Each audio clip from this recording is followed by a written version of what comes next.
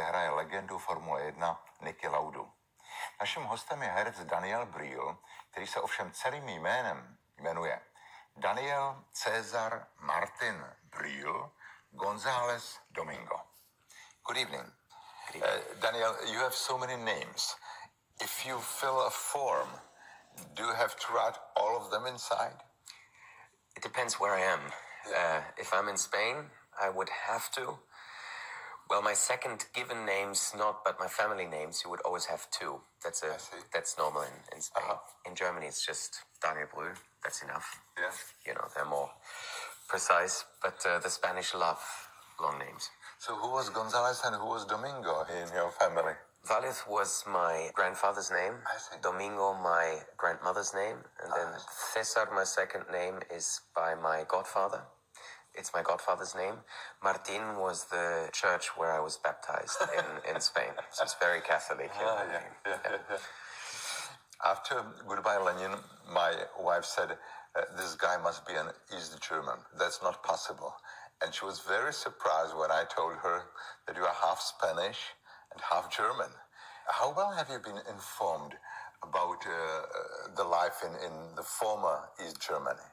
Well, I was about 11 when the wall came down. So, of course, there was knowledge about it. We talked about it at home. It became a huge subject at school in history lessons. But in our case, we didn't have any family in the East. So Eastern Germany was further away for me than Western countries like Netherlands or Belgium or France, because we had family in France, in Spain, as I said before. So that was always closer. So when I first traveled to Berlin when I was 16, it was a very different culture, different people, different thinking, you know. Yeah. So, and then I was quite scared because I was the only Western German actor playing an Eastern German boy. And there were some Eastern German actors who said, well, good luck in playing a East Berliner, because I had to get the accent right, but also the whole mentality, and that was a lot of research. I guess it's still different, isn't it? It still is. You can tell. I always say to friends who come from other countries that it takes me about 5 minutes to know if a taxi driver, for example, is from the East or the West. Yeah. It's just, you find out when you talk. Yeah. Did you expect such a positive reaction on this movie? No, not at all. It was planned as an art house film with a very smart idea. The original idea was also funnily written by a Western German guy coming from my town, Cologne, I see. who had this idea of a mother oversleeping, you know, the change of history. And then waking up and then having a son who, out of love, is lying to her, you know, pretending that the country still exists. So this idea was brilliant, I thought. But still, the way the film was made, for the money it was made, the concept that the director had in mind was not pushed to be a commercial hit. So it completely took us by surprise. Even more so because the results in the foreign countries were so positive. Yeah. And for us, the director saved some newspaper articles where the English said, oh, the Germans can be funny. Also like, you know, like a surprise. That's what I'm saying in the beginning of this program. Yeah. Everyone says German cannot do a good comedy, but they can. It's not a common thing, though. And if you watch most of the other German comedies, personally, it's not my cup of tea. There's a very German sense of humor. In our case, we managed to tell something, and sometimes it's just a coincidence of that story that you tell at the right time that you're telling it. I think these 10 years, or what it was after the reunification, was a good time because people had digested it. If we would have done the film right after the war, I think it wouldn't have been such a success. Nowadays, it wouldn't have been such a success either. So it was just the right timing. And I guess so too. After that movie, the burst of your career was really very fast. It was a big change for me. It was, and that was pretty early on when I was, I think the premiere was at 2003 when I was 23 or something. And I was giving the Shooting Star Award at the Berlinale when Dennis Hopper gave it to me, which for me was Okay. Quite a night. And then we had our premiere, and then I remember that it was really like an avalanche, because then all of a sudden foreign agents were interested, and you were sent projects also by other countries, so that was quite overwhelming. You didn't study acting. I quit school because I really didn't like the teachers and the atmosphere and the other actors.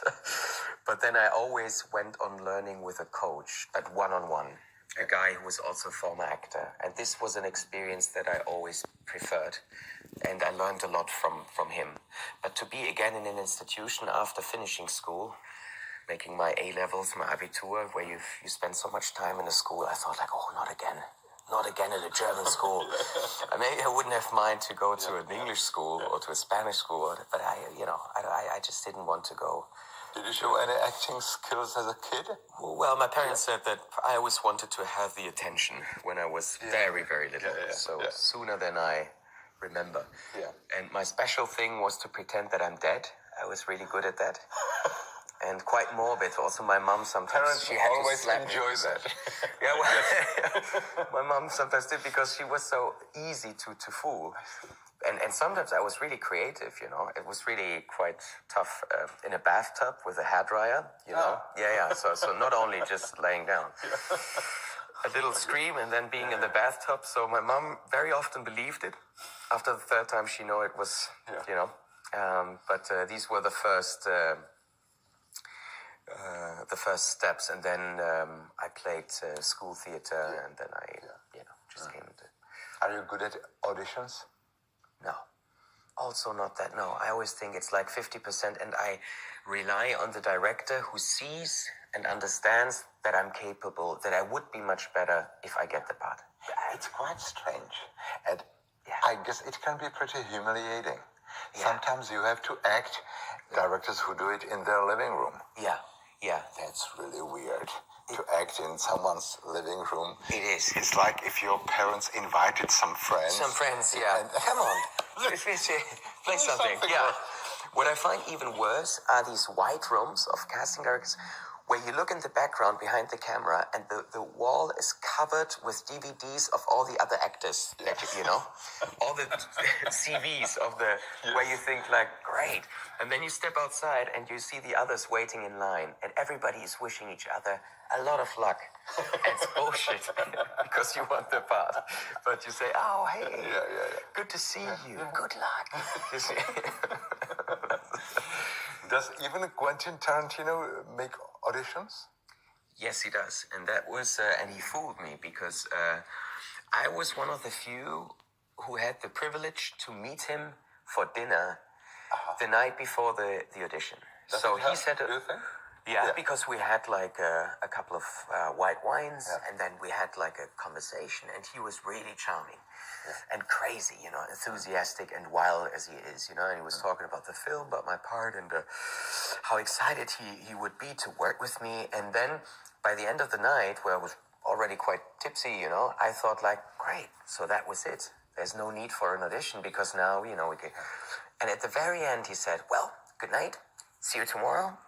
At 8:30, I guess you need some sleep because we're doing an audition tour. And I said, oh no, So then with a slight hangover, I had to do the audition. I wasn't good again. Slight hangover could help. Yeah, because you're not so obsessed about, it loosens you, it makes you a bit. Yeah. And the what saved me in the audition was because the English. There was only an English script version. I knew, because he told me that eventually the film would be shot in original language, so German and French. So I knew the English is really not the language, but still it was the only version we had. And I was playing the scenes, and as I was playing this German guy flirting with a French one, it felt strange in English, and I wasn't good, and I thought like, oh shit, I'm losing the part.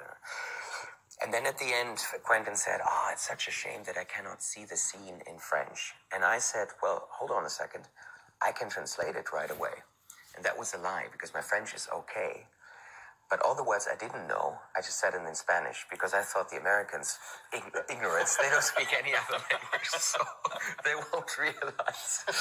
So I just had a look at the scene, and then I made a bit, the rest was in Spanish, like, completely weird mixture, but it changed the whole tone. It was more playful, it was more charming, you know. And then Quentin really liked it. And only very much later, when we shot the film, he said, like, was it really French that we were talking in this? You know? So, not quite. We have forgotten to say that you were raised bilingual, German and Spanish, and you speak English, you speak French. Are there occasions when you decide this is a good moment to speak Spanish, and the other when you say, well, this is a good moment to speak German? It's good to curse in Spanish. Yeah. The Spanish have beautiful words, and it goes, you know. It's mostly in the sexual rank, is it? Very much in the sexual rank. And it's accepted. So you would see also on a plane business people, or you would see a priest saying the most outrageous things that in other countries you could never say. And I always, in a car, when I'm in the traffic, when I'm cursing and when I'm angry, it comes out in Spanish. It's much better. Yeah. I think it's from the 16th century. It's Karl V, who was at the same time Emperor of Austria, King of Spain, and he spoke all the languages. Yes. And he said, with God, I speak in Spanish. With my mistress, I speak in French. And with my horse, I speak in German. And I think there's still something about this quote which is true. Yeah. Huh? I couldn't imagine that if such an icon, I mean Czech icon, like let's say Jaromír Jágr, the ice hockey player, would be played by a guy who is Slovak. I guess the Czechs wouldn't accept it. Yeah. How did the Austrian accept you playing Niki Lauda? Oh, man, I was shit scared at the beginning. I guess so. Honestly, because of the Austrians, who are quite arrogant and they don't like us. And vice versa. But it's worse the way that, you know, the Austrians really don't like us. Especially in Vienna, they have this arrogance, which is mind-blowing, you know. Yeah. As soon as they hear that you're German, you know, they make their joke, which is fine. And then the worst version of it, of a complete lack of diplomacy and pure bluntness, is Niki Lauda himself, you know. So that's why I knew that I had to convince him that I was the right one, you know. So when I was offered the part, I wanted to meet him. But I said to the producer and to Ron Howard, the director, I said, like, he's a busy man. I don't want to bother him. If he wants to meet me, great. But I'm going to wait for his call. I don't want to call him because, you know, maybe he just doesn't want to meet me because I'm a German idiot and he just doesn't want to get involved. So I was waiting, but one day I got a call very early in the morning, 6 o'clock in the morning. Yeah, because he always is a busy man, you know. Of course, 6 hours. And I saw +43, and I knew, okay, shit, this must be Austria. I said to my girlfriend, oh, this must be Niki, you know. And then I picked up the phone, and I will never forget it. I mentioned it in many interviews. He really said, I guess we have to meet. Yeah, it would be great. Yeah, okay, then come to Vienna, but only bring hand luggage. Because if we don't like each other, you can piss off right away. So don't bring any suitcase. Maybe you're just going to be there for 2 hours. You know? So really, I packed my little bag and I flew to Austria. And of course, the first hour was like, you know, will he like me? Will he not, you know? And then, I don't know what I told, that, you know, after an hour, I could really sense that things will work. He had a smile on his face, and then... Was he supportive? Supportive all the way through. Yeah. Especially with me. Also in introducing me drivers. He brought me to Brazil. He flew me in his own private jet, introduced me to Vettel, to Rosberg, to former drivers, Jackie Stewart, you know, and all the... So I had training in Formula 3. Formula 3, yeah. Exactly. Yeah. Even a race? Yeah, well, I participated in races. Then in Spain, I did a long course because my brother knows a driver. And with Chris, we always teased each other, you know, on the pit. But it was all quite civilized because production was very scared that, you know. I think it's pretty tricky to get in the car. It starts with getting inside. Yeah. It's not easy to get there. No, and to make it look elegant, you know. There was a long it sounds stupid, but there was a long rehearsals to, you know, get in and out quite smoothly. And the other thing is how to put on the helmet. Yes. It's quite tight, is it? It's also quite tight, yeah. And you can feel that because I also did some, because I wanted the real experience, I did some co-piloting with rally drivers. And one test in Australia was sitting behind there's the only two-seater in Formula One, and I was sitting behind. And you can feel how the head goes like this. So you really have to strengthen your neck and the muscles in the back and in the neck. Because otherwise with the helmet, your head just goes like this. It's one of the strongest scenes from the movie when after the crash with his burnt face and head and Nick is putting on the helmet. What a pain it must have been. Yes. He told me that it was, of course, unbearably painful. And he almost fainted because it was, he still had the blood on his skull, and to imagine to put on this tight helmet must have been. I mean, it's in general, if you think about what he has done. Oh yeah. How many days after the crash he was back? It was just a couple of weeks. Yeah. And he became fourth in Monza. And he said that he's human, So he also had like a panic attack when he was test driving in Monza when he came back. It was his first race, and he realized that all of a sudden, while he was, driving, he couldn't change gears, and his hands were shivering. He was very, very nervous and had fear. And then he stopped and was looking if anybody had seen him being weak and fearful. Nobody was there. And then he said to me, he just went to his room and closed the curtains, lay down in his bed, and analyzed his fear. And then it was fine, he said. An hour later, I became fourth. And I said, okay, but explain to me, how does it work to analyze your fear, after almost dying, barely surviving, with these with everything being so, and then having a panic attack, and then how does it work to analyze your fear? And he said, he was in bed and he asked himself, why am I scared? What is it exactly what scares me? Which are the corners that scare me? And then he said he just slowly the fear faded. Only one time in his life in Ibiza, when he was young with his ex-wife, he had a little joint at a party in Ibiza, and then he had all his memories came back, and he remembered the accident, and he felt terrible. And he went to the restroom and was completely, But other than that, he said it didn't affect him because he just didn't remember. That was a bad joint. That was a bad one, yeah. Bad stuff. That's what I thought too, yeah. What was his reaction when he saw the movie? He was very touched and moved because, exactly. He said after that strange experience in Ibiza, which was again like 40 years ago or 30 years ago, he said the only time that he relived everything was watching the film. Because he said it was so well done and so realistic that he saw himself going through it once again. And you could tell that he was really touched, seriously moved by the film.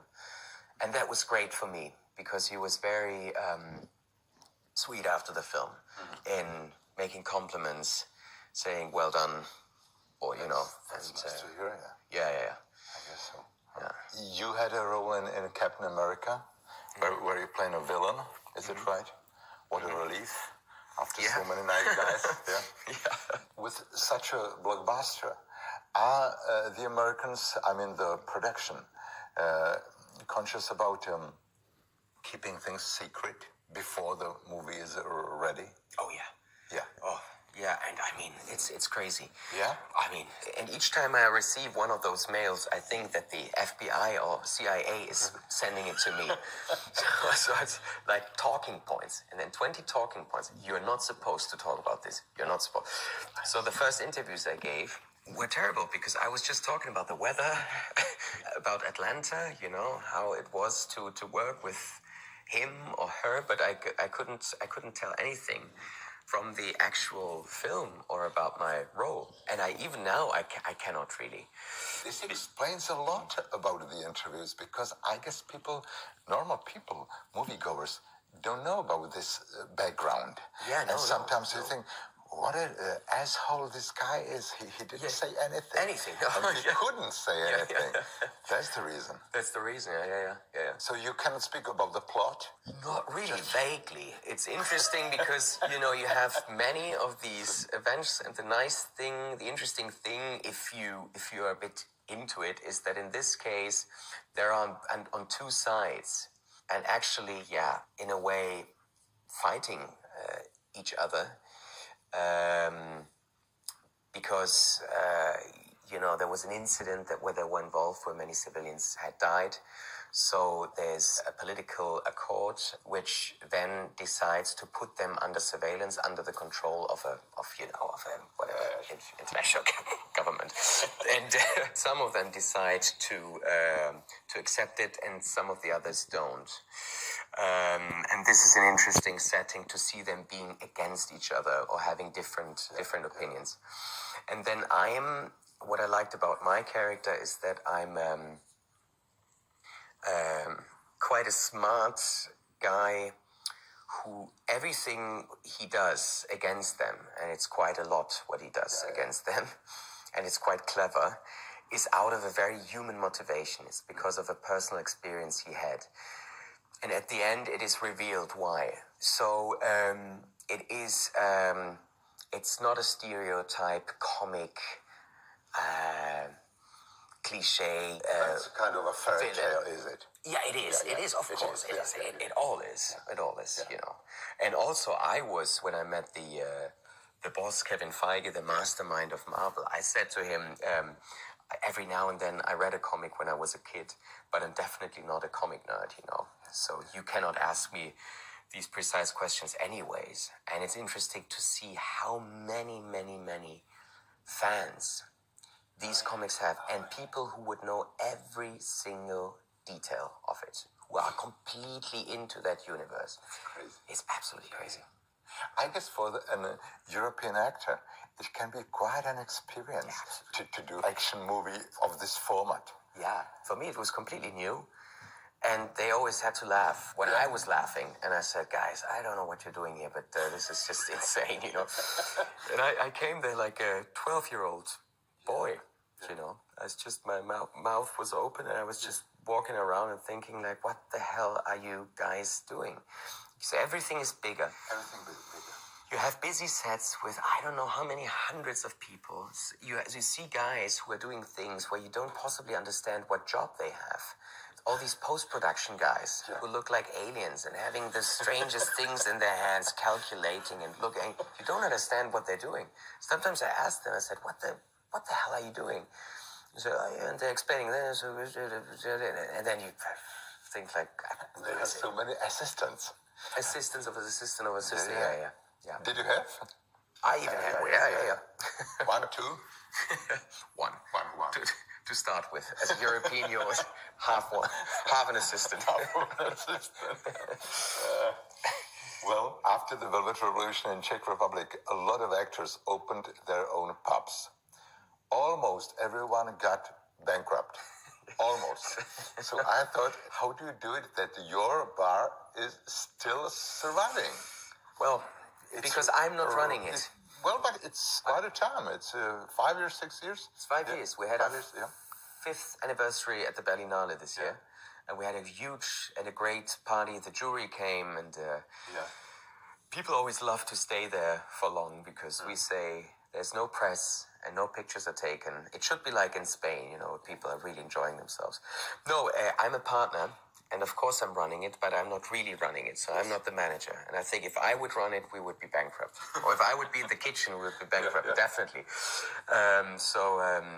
No, I have partners, especially one who's my friend, who's the manager who runs the whole thing, who does a great job. He's just really, taking care of everything. It's nice to come to your own pub, isn't it? I love it, yeah. I'm very proud. Sometimes prouder than one or the other movie that I did, because this is something solid. This is something that I'm really fond of. Well, Daniel, it was a real pleasure to talk to you. Likewise. Thank you very much to save your time for our program. Děkuji. Dnes byl naším hostem na plovárně Daniel Brühl.